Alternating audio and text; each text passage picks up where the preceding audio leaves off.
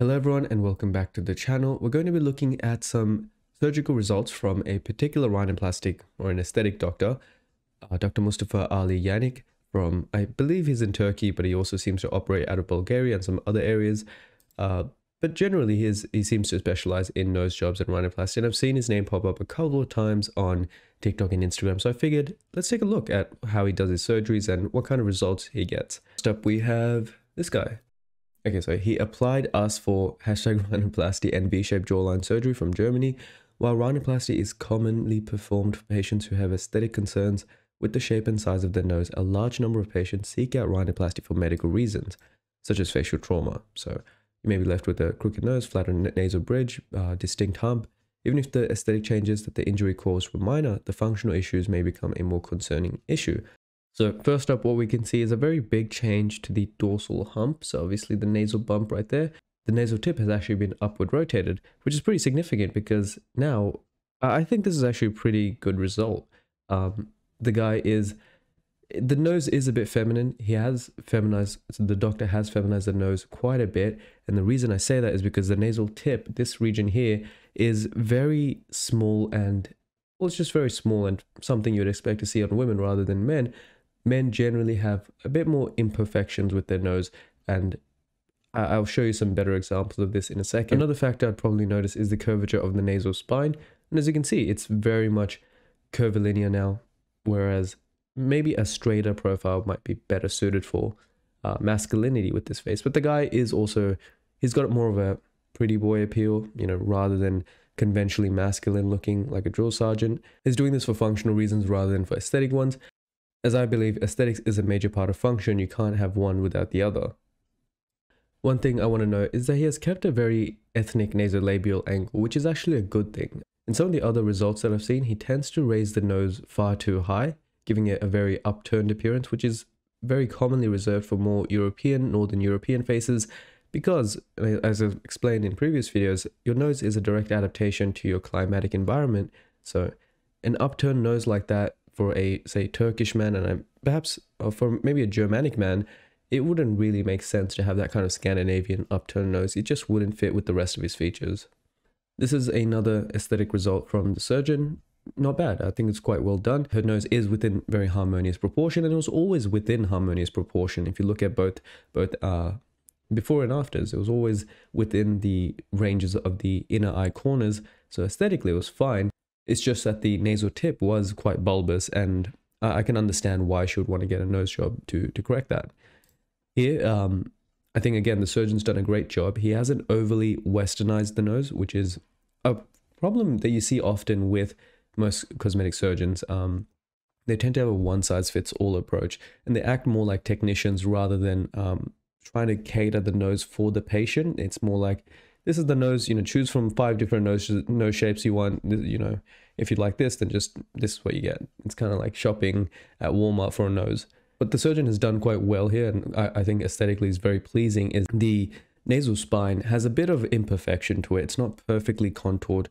It's not perfectly concave like you would see with the European, I don't know, ski slope nose, as they call it, or button nose, many of those things. It does have a little bit of a bump to it, which is still perfectly normal, and it looks very natural. So it's the imperfections that make a nose look natural. I guess this could go for just about any facial feature, not just the nose, but it's the imperfection, and it's very important. I think something that you guys should really pay attention to is the under eye region in the before image. There's very significant, what we call it, under eye contour hollowing. And this is because of mid-face deficiency. Her under eye region just isn't formed correctly. And in the after image, it's so much better. And this is a result of the cheek lift. If I were to just change the nose without this effect, so without the cheek lift and all these other things that she's had done, obviously, the aesthetic result would not be anywhere close to the same. It would not be as dramatic because she's had multiple surgeries to get this look. I would say that the cheek lift, or just in any kind of under eye filling, whether it be through a cheek lift, through fillers, through Botox, whatever you want to do, is a far more significant aesthetic gain for her facial features than the nose job. I don't think the nose was that bad. It's just that her facial features were not harmonious with that nose shape because she had other cosmetic concerns to deal with first.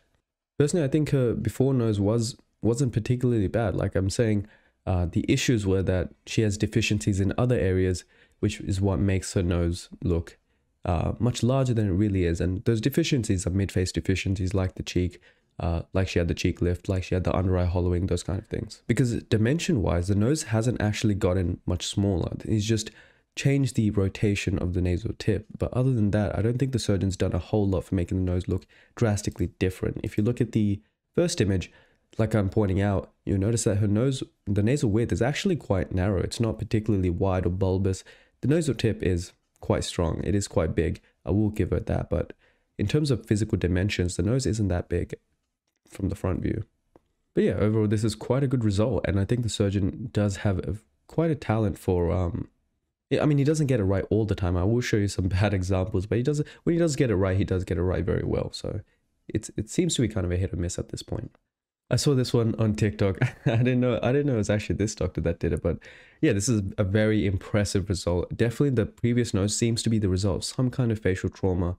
I have no idea, but the deformities, there are significant deformities in the previous nose. With the one after, it is much more swell, and it does suit his facial aesthetics much better. That being said, he has other things done to his face as well. It's not just a nose job. Again, what I was pointing out before, with a natural looking nose, you do want some imperfection. So obviously he's kept some parts of the dorsal hump. It's not perfectly concave. It's not overly concave. It's actually more straight than concave, which is very good for realism. It's very good for a natural looking nose. The nasal tip is not overly small. What I'm most impressed with is how he hasn't actually, because you have to realize this, when you make a nose smaller, you're reducing nasal cavity and you're also making it harder for air to flow through. So you have to make the nose smaller without actually impairing breathing function. And generally what many surgeons might do is increase the length of the nose, increase the height of the nose as a compensatory measure, right? You take some width away, but you make it taller. And this way you can still get the same volume of air going into the nose. In this case, he hasn't done either of those things. He's made it narrower, but he's also kept a very acceptable proportion and height of the nose, which I think is very aesthetically pleasing. It's a very good job. And yeah, is changed the nasal tip again, just a nasal tip derotation. There's a significant dorsal bump, and I would have to say this is some kind of traumatic injury, because you don't normally see this with most type of patients. But yeah, it's an impressive result. So this surgeon is good. He's quite good at what he does. He's good at what he does when he's working with a certain demographic of people. And I think you've noticed that most of his patients are European, they're Turkic, they're Germanic. So he is good. He's good with a certain demographic of patients. And that's what happens with most surgeons. There's no one that can do every type of face with every type of nuance, with every type of facial feature. There's just too much to the field of aesthetics, too many nuances that one person cannot do. And also, actually, I think this is a perfect example. He says here, Mr. Junior came from Cameroon for rhinoplasty 1 year ago. He has an ethnic nose. These types of nose are aesthetically, structurally, and functionally difficult noses, which is true. It's difficult for him, mind you. Obviously, it wouldn't be difficult for a Cameroonian rhinoplastic surgeon who's been working with this nose his whole life. So it's something I've been emphasizing a lot with surgery. Find a doctor that is suited for your facial features and your ethnicity. This doctor may not be suited for Cameroonian men, as you can see, and I'll point out why in just a second. But looking at his nasal features, there is a significant reduction in the width, which, I mean, it's a significant reduction. Before, the deviance was quite large from his eye spacing, but there's also, his nose was also, as you may notice, very triangular, very blocky, and there was a significant mass near the dorsum and the radix. That's something he's removed, and he's made it more of a European nose. That's where my real concern is. Aesthetically, this isn't a European man, so giving him a European nose is whitewashing his features, and I'll show you exactly why. As you can see in the side profile, I would not say this is an aesthetically pleasing result. I think giving him such an upturned nose with such a high nasolabial angle, as you can see, that's a nasolabial angle, compared to his original nose, which had a much lower nasolabial angle.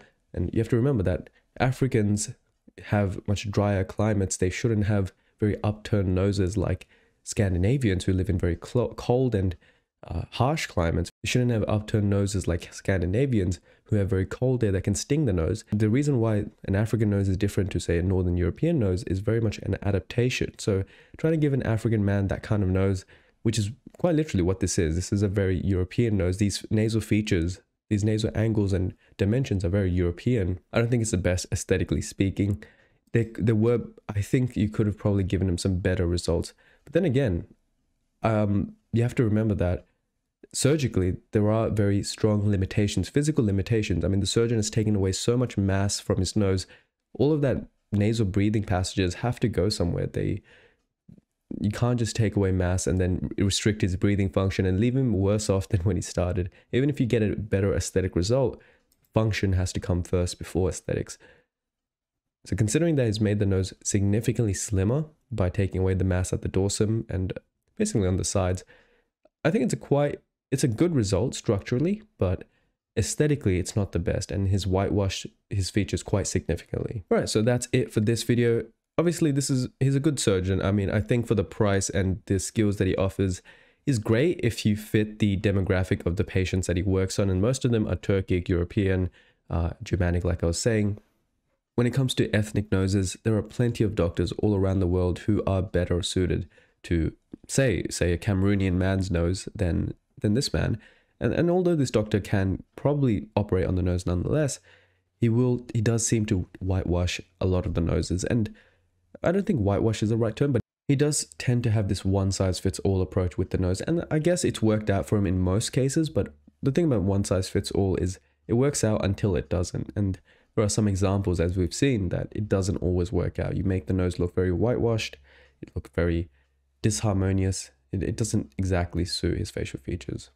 Alright, so if you want me to look at more surgical results, give you my opinions on them, then do let me know in the comments below. If you want to get your face assessed by a team of doctors and dentists and find out which nose works for you, what type of surgeon to go for, what to look for in your surgery, if you want Photoshop morphs made about what your nose can look like, what a realistic result would be, head over to the Koos website and you can order a facial aesthetics assessment.